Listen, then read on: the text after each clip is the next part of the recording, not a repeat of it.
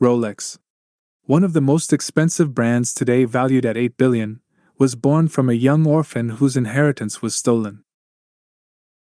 With nothing but his determination, he ran away from his hometown and moved to another state. After a few years, he decided to follow his passions and enter the watch business, not knowing that this would lead him to become the pioneer of modern watches, creating a billion-dollar empire. Hans was born in Germany in 1881. His parents owned a company that specialized in ironware. Unfortunately, his mother fell ill and died. A year later, his father also died, leaving Hans an orphan at the age of 12. His uncle took over the company and decided to sell it to finance Hans' education, enrolling him in a prestigious school. Hans hated this choice and suffered from depression as a result. In order to forget his past, he devoted all of himself to study. Hans liked to read and became the best student. His favorite subjects were mathematics and languages. In fact, he learned English and French. During school, he befriended a Swiss boy who told him about his hometown, Le Chaux de Fonds, a city known for its long history in the world of watchmaking, and Hans became intrigued. One day, Hans left school to move to Geneva, where he became an apprentice at an export company. This company imported pearls to sell to jewelers. Later, he received a letter from his friend with a job offer in a company called Cuno Corton, one of the largest watch companies that was exporting millions of francs in watches every year. This company was located in Le Chaux de Fonds, the town he wanted to visit. In 1900, he quit his job and moved to work in this company in a position of English correspondent, thanks to his knowledge of the language, and was paid 80 francs a month. Subsequently, due to the war, he was forced to leave, and at the age of 22 he moved to England, where he worked in another watch company, but this time he had the task of increasing sales. One day Hans was sitting with his brother-in-law Alfred Davis and talking about life. He told him he could open his own watch company.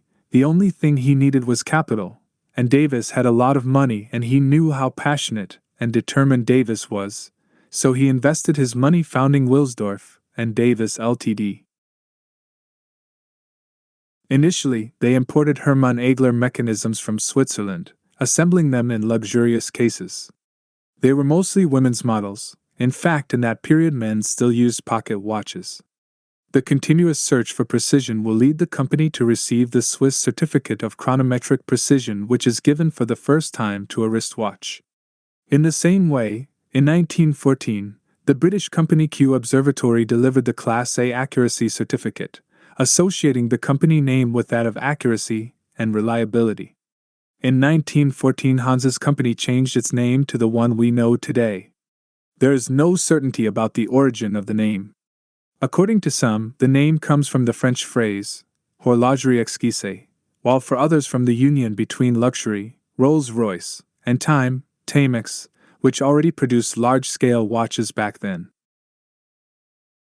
The truth is that Wilsdorf was looking for a unique name that was easy to pronounce in every language of the world and that would not clutter up the face of his watches.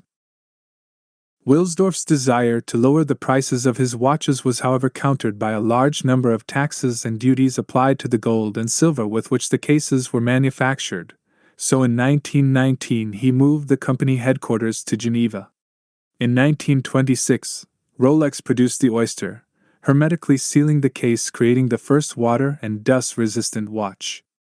In 1927, to test it and show his invention to the world, he entrusted the Oyster to the wrist of Mercedes Gleitze, a swimmer who crossed the English Channel in 10 hours, and at the end of the crossing, the watch showed itself to be undamaged and in mint condition, creating such a stir that it landed on the front page of the Daily Mail.